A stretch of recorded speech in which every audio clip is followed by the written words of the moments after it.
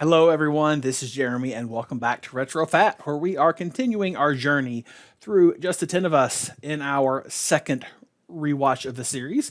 This time making sure the first few episodes I get to show you the nice non-syndication versions which don't have anything cut. We are watching the second episode of season 1, First Day at School. Like the other 4 season 1 episodes, this one was directed by John Tracy and it was written by David Kendall and Tim O'Donnell. It first aired on May 3rd, 1988. Now, I'm going to switch from my regular view here to my screen sharing view here. My apologies if there's a little hiccup in the audio. I've been having some tech issues and my software is not cooperating. So fingers crossed that this one works. Basically, I think it's time that we, the fans of Just the 10 of Us, and there are a lot of us, let's make a little bit of noise and see if we can get Just the 10 of Us back in our lives in some way, shape, or fashion beyond just this YouTube channel. So, the first is with Tubi. Tubi is a streaming service that shows a lot of older sitcoms and older movies. Now, do I think the odds of this happening are good? No, not really. I think the odds are actually quite slim. Part of the issue with the fact that we can't watch Just the 10 of Us on DVD or streaming has to do with music rights issues. But I figure if enough of us ask, it took me 30 seconds to fill this out. What does it hurt? So you'll go to tubitv.com/static/support. I will post this link in the description of this video as well as all of the others going forward. Your real name, your address, how you watch Tubi. I watch Tubi on my Fire Stick, but you can also just watch it from the web. And for I want to request a new title or feature to be added regarding new content. These are all pull down menus, specifically series episodes, and then the name of the movie, show, channel I'm watching. In this case, what I want is Just the 10 of Us. So let's go this way. I just wrote a short paragraph. You can write whatever you would like. Be kind, be courteous, be as grammatically correct as you can be, and just say, hey, I'd love to see this on your lineup. I even mentioned, I understand there might be issues with licensing rights and such on some episodes, but if we could even get some of them streaming somewhere, that I know I would welcome that as well. The Lubbock Babe episodes may never happen for us, but we could watch some of the others, right? So I'm going to go ahead and click submit just so I can show you what happens when we do. And there we go. Scroll back out. Message has been submitted. Thank you. Now, this other one, I'm going to craft my email a little more carefully. But Warner Brothers is who owns Just the 10 of Us. Let me make sure I have the right one. So, for the television group, and if anyone involved with the show or anyone involved with Warner Brothers or entertainment or literally anything knows more than me, and that would not be hard to do, please tell me if these aren't the right email addresses. But I spent several hours kind of doing some Google searching and walking around Warner Brothers website. And I think these are the two people we need to contact. Rebecca Marks and Robert Pietranton, if I'm saying his name correctly. I am going to email them each individually, express my love for this show that has not been on the air for over 25 years, even then in syndication. And just say I would love it. Two things. One, I'd love if the show could be released. Two, this show still has a huge following. And if you were to reboot it, I guarantee there would be a lot of us who would watch it. Will this work? I don't know. But what if it did? Seriously, think about that. So take some time. Write a respectful, kind email. I'm going to do the same. And I'll mention this at the end of all of my videos going forward. If you, again, know a better person to contact or way to get this out there, please let me know. If you're active on social media, tweet it, TikTok it, Instagram it, something. But let's make a little bit of noise. Let's see if we can make this happen.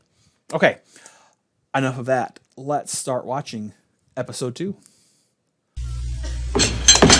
So does Mom know you two are wearing all that makeup on the first day of school? Did you hear something, Wendy? I think it was just the wind. You two are wearing all that makeup to school today? No. Well, you know, I was going to wear makeup too just to create a good first impression. Nothing garish like you're doing. But then I thought, what? You know, we're going to be the only girls in a school of 600 guys. I might start a riot or a stampede. Stampede sounds right. All right, Jay, hurry up. You're going to be late. Connie, wipe that frown off your face, please. And what is with the ton and a half of makeup? Told you. Now, girls, the first day at a new school sets the whole tone. Now, don't you want to create the impression that you're nice Catholic girls? Not particularly. Now, the only reason they're letting you go to this school is because your father's on the faculty. Okay, troops. Who else is ready for the first day at school, huh? I am. Who's JR? He hasn't been down yet. Oh, well, that's okay. I have a separate speech for him anyway. Girls, I just want you to know that I know how tough this breaking-in period at St. Augustine's is going to be. Things are going to be different. You're not going to have your girlfriends like you had back in New York. So be prepared for some loneliness at first. Hi, we're here to walk the girls to school.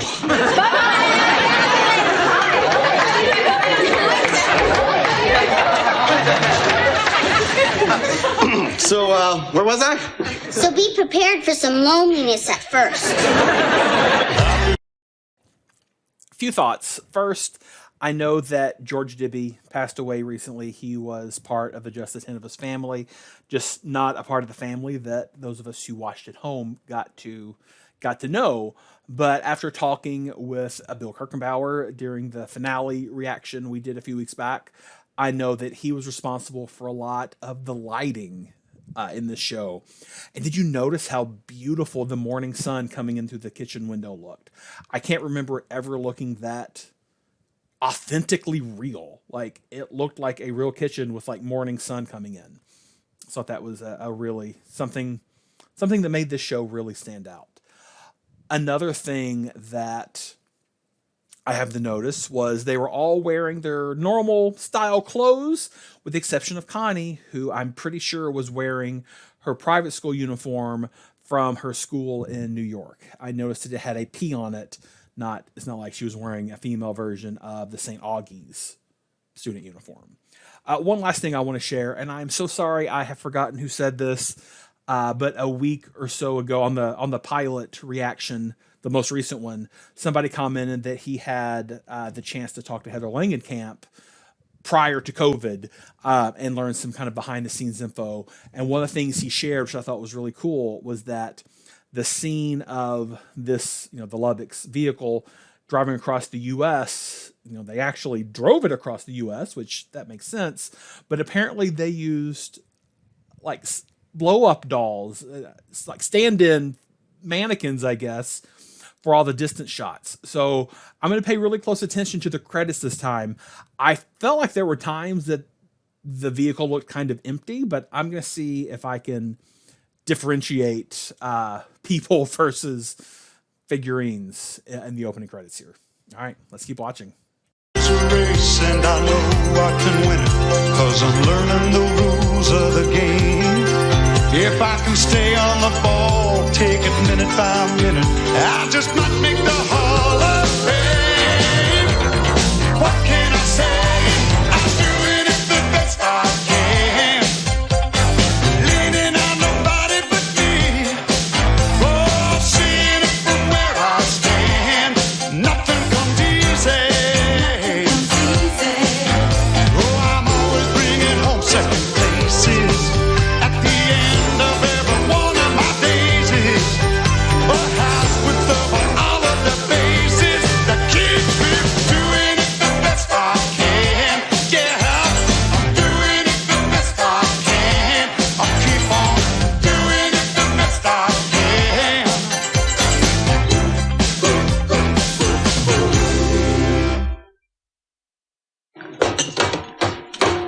Well, the kids sure cleared out of here in a hurry, huh? Yeah. I hope that doesn't happen in my English classes today. Graham, I think Mr. Frank Sinatra said it best. You're not going to sing, are you? No. I'm just saying. Remember, you're from New York. If you can make it there, you'll make it anywhere. Thanks, honey. I don't know what I'd do without you. Well, you'd probably change a lot more diapers.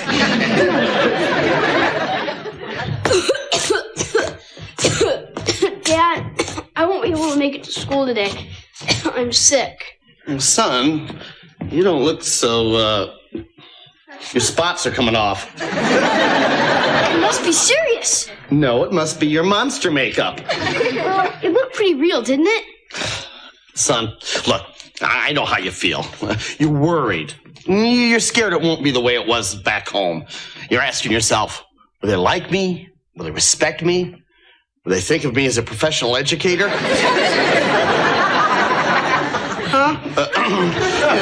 Never mind. Just remember, we can all take a lesson from Mr. Frank Sinatra. What class does he teach? Yeah, well, forget Sinatra. Just remember this, that the smile will get you a lot further than a slug. Just walk up to those new boys and say, hello, I'm J.R. Lubbock, and I want to be your friend. And leave your monster hand at home.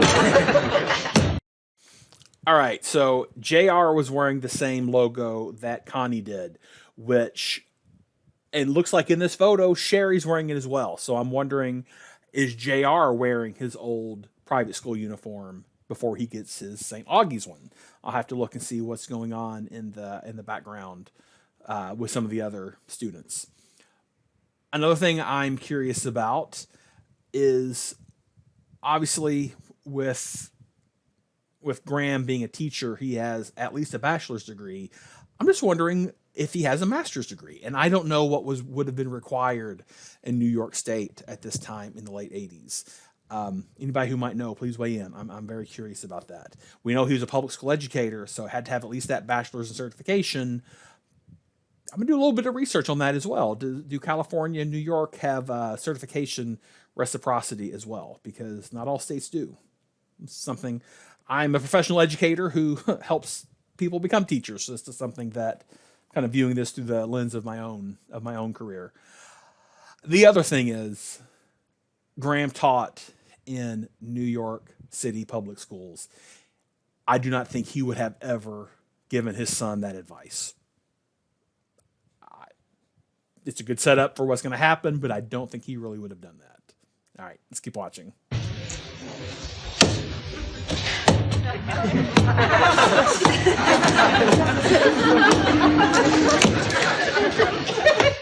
Again. I'm going to go ahead and speak to that little hiccup there. That is not a tech issue I had. These were obviously originally video cassettes. So every so often when you see a little glitch like that, it was from the source material. But I'm not going to complain about that because the quality of this is amazing. I cannot get over how clear this looks. I own DVDs that aren't this clear, personally. Yo, coach, drop and give me 10. What? When I was a kid at Dewey High, I dreamed of the day I could say that to you. That day has not arrived. So you ready for your big day? Ready. Listen to my game plan for English lit. Oh, just a second. No, just listen just for a minute. First, I kick off with a little Shakespeare. Nothing fancy, just a sonnet or two. Then I hand off to Chaucer, tackle the Old English. Then I do an end run on Charlie Dickens. I love that guy. Coach, I got your schedule for the week. Oh, great. I don't think so. No, you can fill it in Spanish, Latin, health. I don't know anything about health. What's English? I was hired to teach English. No, you were hired to teach in English. What do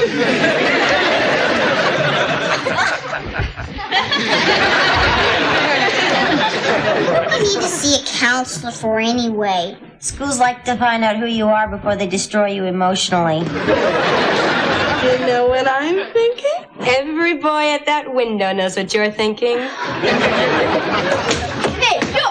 Let me in here! I gotta see the counselor too! Hey, move it! Knock it off, Shorty. Seniors get the spots by the window. What do I get? You get lost. You puss face! Hi, I'm J.R. Lubbock, and I want to be your friend. Tell you a little bit about. All right, well, this confirms that JR and Connie are wearing their old school uniforms. First of all, very few of them were wearing blazers. The one kid who was wearing a black blazer did not have an emblem.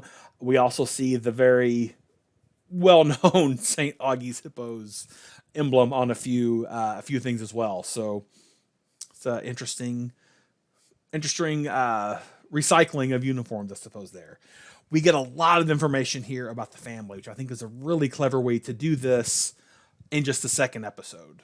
It's a way to give some exposition without it being forced on us. About myself? Okay, I'm Marie Lubbock, 16, the oldest. I noticed you don't have any home economic classes here. You know, I'd be happy to teach one if you're interested and if I get credit. I may become a nun or a housewife. As I see it, there's not much difference, although if I'm a housewife, I would be allowed to have a husband, which is not much of a factor in my decision at all.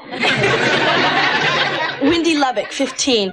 I'm planning on going to college, Arizona State, or some other school that has a football team and individual rooms. That's super important. Shouldn't you be writing all this down? Cynthia Lubbock, 15.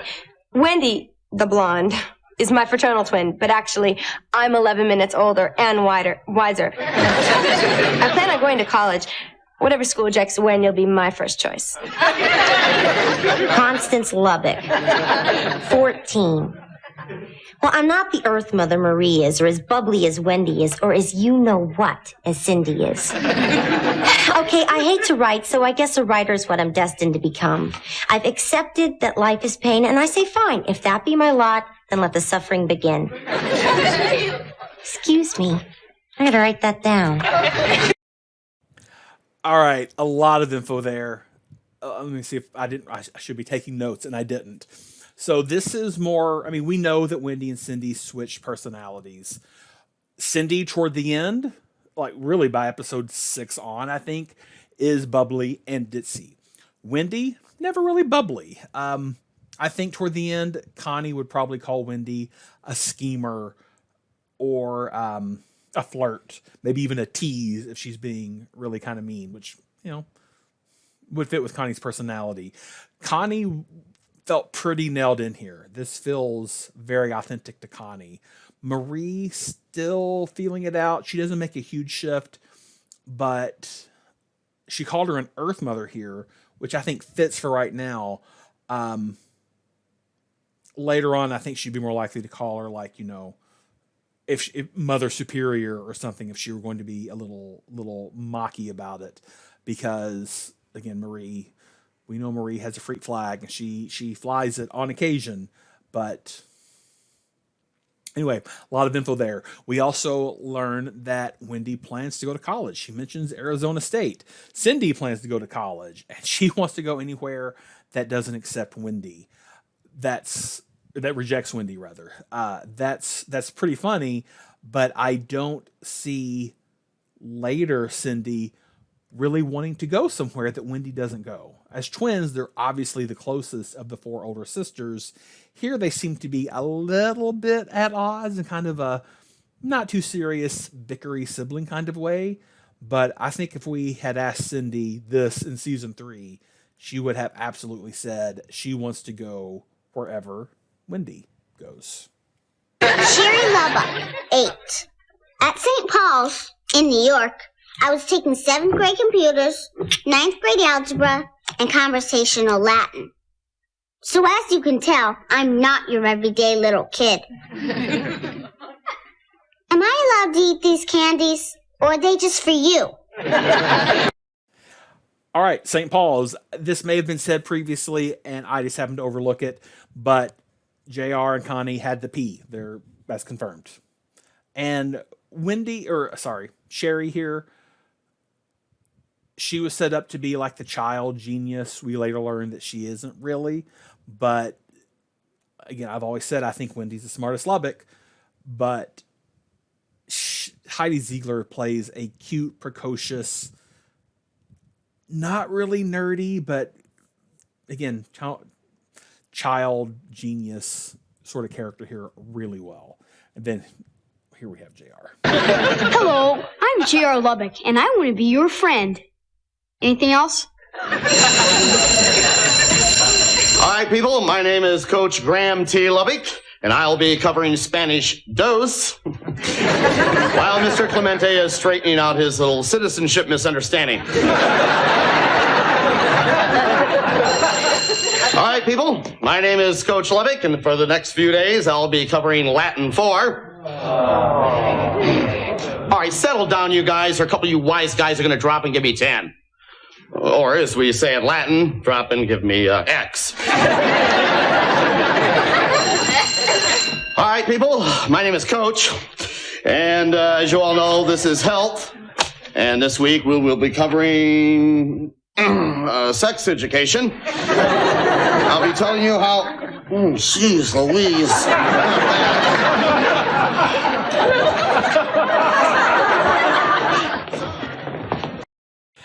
That was funny. I especially liked the sex ed one. In my mind, I really thought it went farther, but apparently I don't know, Mandela affected it, I guess. I thought he had a few more kind of stops and stammers there, but I wish we could have had more of Graham in front of the chalkboard doing almost like stand-up routines. Sorry, a little bit of a misspeak there. Routines isn't a word. I know that Bill has shared that the problem was stand-up type material can't just necessarily easily be written in a sitcom and it be portrayed the same way. Whenever we see his stand-up type material that really hits the mark, it's because he was the one who wrote it, because he's not just a comic actor, he's also a stand-up comedian. I think it would have been nice if they could have used his expertise a little more on this, but, you know, so be it. I enjoy it when we get it. Hi. Hey, Larry, I love that funny noise made in class. Yeah, Wilbur, if you hadn't laughed, I wouldn't have gotten detention. Hey, man, don't talk to him. He'll probably tell his old man everything you say. Yeah. No, I won't. I swear. You can say anything you want about him, and I won't tell him. Oh, you mean if I called him Baldy, you wouldn't? Take that back! Let's go, Larry. Oh, man. No, I just meant he's not really bald. He shaves his head. And why would he want to look bald? He's a wanted man. Who'd want him? Just the FBI, that's all. Is being fat a federal offense now? Okay, I'll tell you. He's wanted for murder. What? At his old school, my dad killed a kid. Just to watch him die. See, the whole family's on the lam. In fact, my name isn't J.R. Lubbock at all. It's Buck Lancer. Wow. It was in all the papers. They called my dad the teacher of death. You guys gonna tell me you didn't read about him? Yeah, I think I did. Things were getting too hot for us in New York, so my dad said we had to move on. Go someplace where a killer could blend in with all the other weirdos. So here we are in California. That makes sense. Yeah. Oh, so you guys will eat lunch with me? Oh, gee, I'm sorry. I can't. I don't have time. Gee, that's too bad. Oh, wait. Oh, we don't mean any offense or anything. No, that's right. We don't mean any offense at all. In fact, we'll eat with you. Let us buy a lunch. Yeah. Great, let me get rid of my book. Great. God. Hey. Oh, my God. Guess who's having lunch with a boy? Guess who's having lunch with the wrestling team? Oh, you always have to taunt me. Has the marching band been by? Well, it's about time. Hi. Stay away from us, Constance. Lunch period. Hallway and potty patrol. Great. Ooh. Watch it, son. Yeah. No, sir. I mean, yes, sir.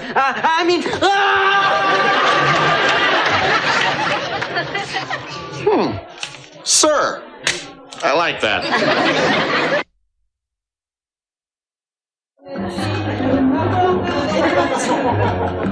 Oh, Harvey, you're so smooth. Ooh, and so easy to follow, too. Do you dip?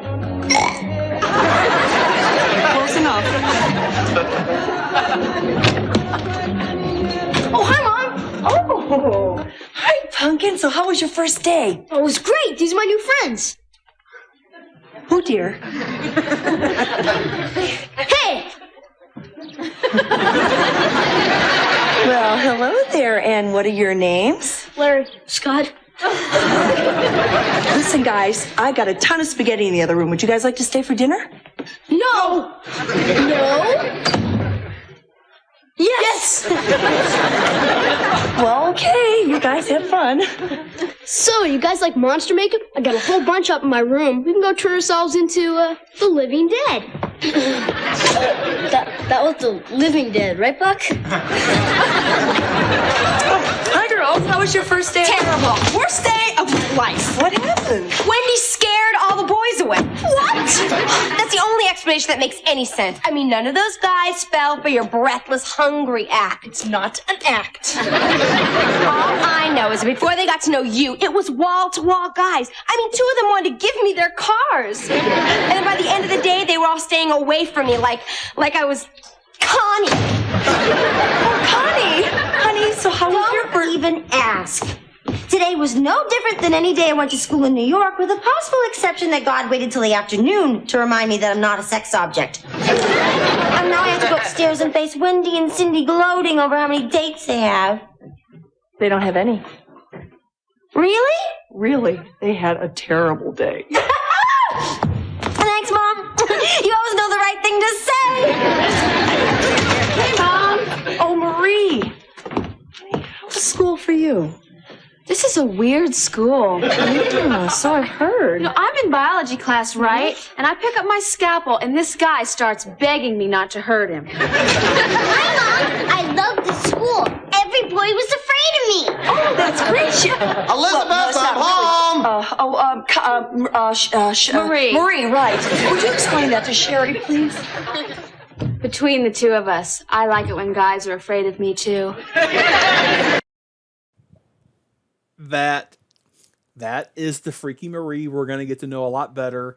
I love that she's literally eating an apple off of a knife. Between Heather Langenkamp's horror background, the horror-ish stuff said in the pilot, this Marie was off to an interesting start. She changes a little, but this was still pretty enjoyable.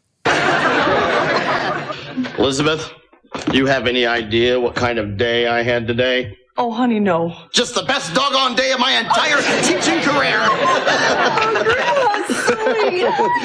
Well, a couple of times this morning didn't go all that well. But I hung in there. What you said this morning really kept me going. Well, there, see? Yeah, by afternoon, the word had gotten around what kind of no-nonsense kind of guy Coach Graham T. Lubbock was. And boom! When I said hop, those students hopped. I mean, they actually hopped. You guys wait here and I'll go get some blood. What? Oh, yeah, bring me a pint. When I get back, we can pour it all over ourselves and go scare my dumb sisters. You're weird, Dad. Thanks. I'm getting out of here. No, be cool. You heard what Buck said? Dude, if the coach finds out if we know about him, he'll murder us. Just like he killed that kid in New York.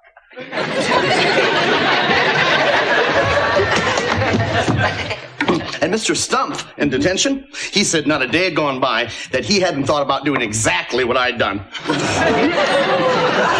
I wonder what he meant by that. I don't know, but by the way he was grinning, I'm sure it was a compliment. Oh, you, Dad. Yo, son, nice makeup today. And the best part is, when the dean, Father Hargis, finds out what everybody's been saying about me, he'll probably let me teach any class I want. All right. I just made up a whole new batch of fake blood. Who swiped it? I'll find it for you, honey. So tell me, son, did your day work out as well as mine? It was the best. He even brought a couple of little friends home. Oh, good. See, I told you you'd make quite an impression if you just let them meet the real you. Oh, I think I made an impression on him, all right. That's my boy. Well, that's odd. Did you find my fake blood? No, but I did find my spaghetti sauce.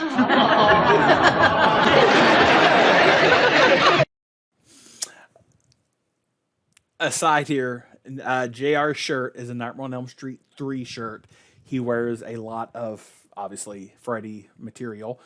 Heather Langenkamp was in Nightmares 1 and 3.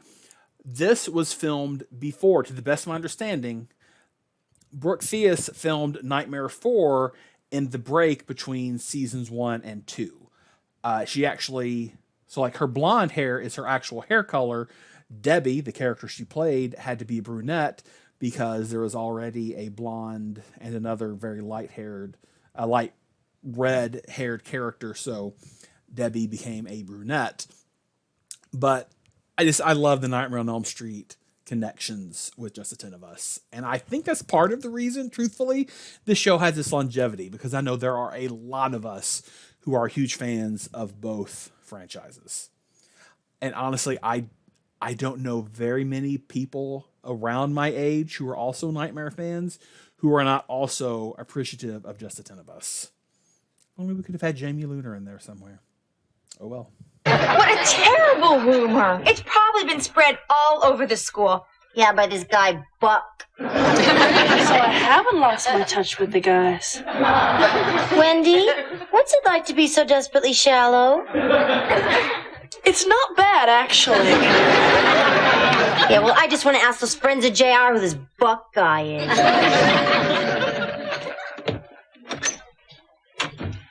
Mrs. Lubbock.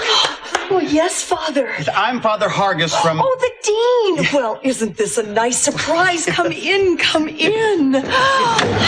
You're probably here because of all the talk about Graham, huh? It's so silly, really, but a couple of people on the faculty actually believed it. Well, Father, I would hope so, because it's true. It's true? Wait right here. I'll get Graham.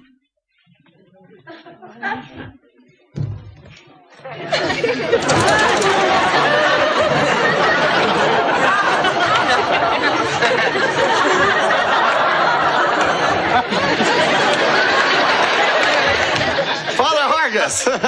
Gosh, what a surprise. Well, I hate to bother you. Oh, it's no bother. Yes, but whenever I hear something about one of my teachers, especially something this exciting.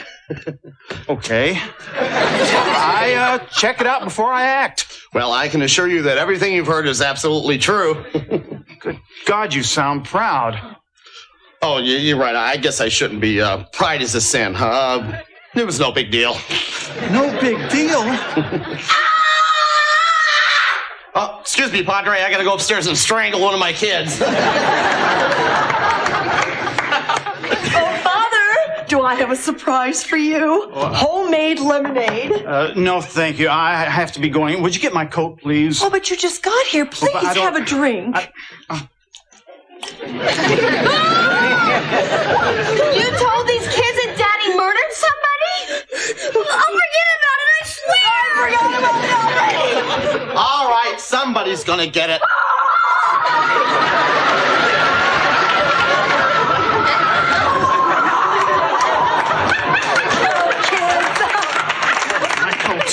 Oh, Father. Before you go, could you please bless our house? Now? Please. Forever, etc. Amen. That's it? Father Hargis! I'll keep the damn coat. Father Hargis! He just left. Father Hargis! I just found out you came over here because you heard I killed a kid. Hey, in the eyes of the Lord, we're all sinners. Don't worry about it. Graham, did you just say he heard you killed a kid? Yeah. Just to watch him die. JR, get your butt down here. Oh, Graham, I'm sorry, I'm not following. JR told everybody at school that I killed a kid. Oh, my God, what a lie. Oh, it's not a lie. It's a premonition. Dad, how's it going? Not well.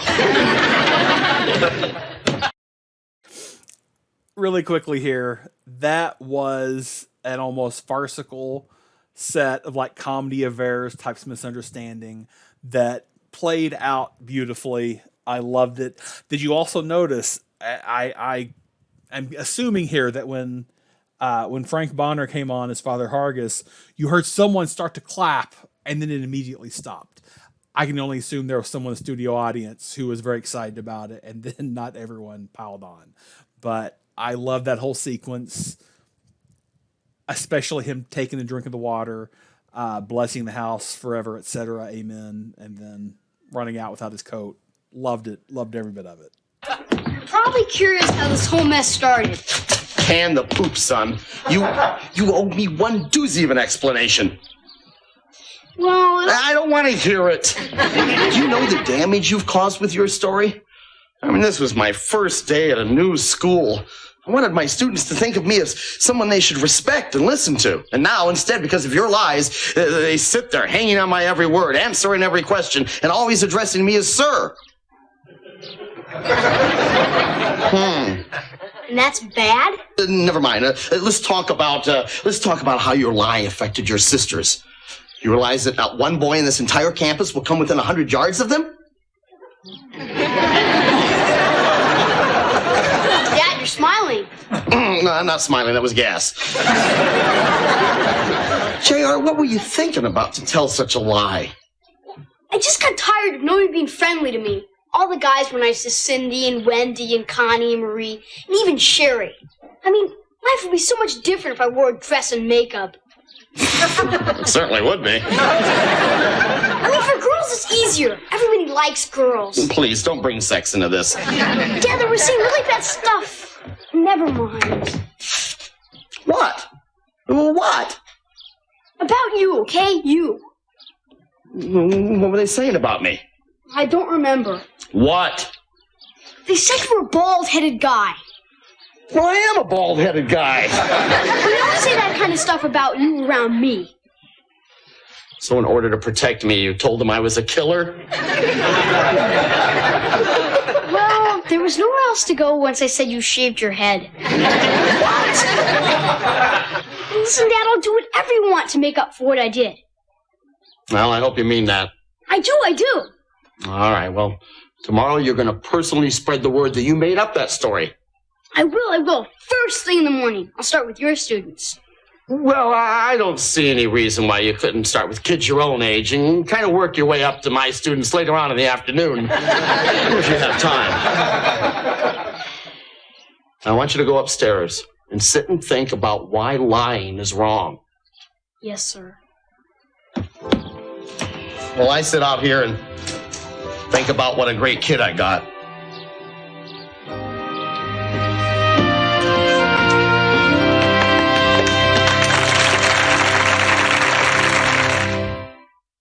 Just the 10 of us will continue in a moment, you lug nuts.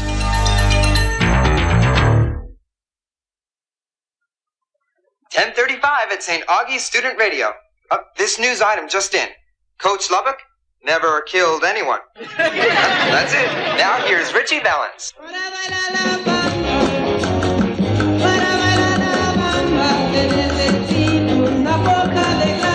Senor? Sí, sí.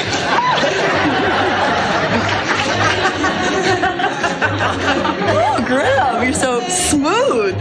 So easy to follow. Do you dip? Watch me.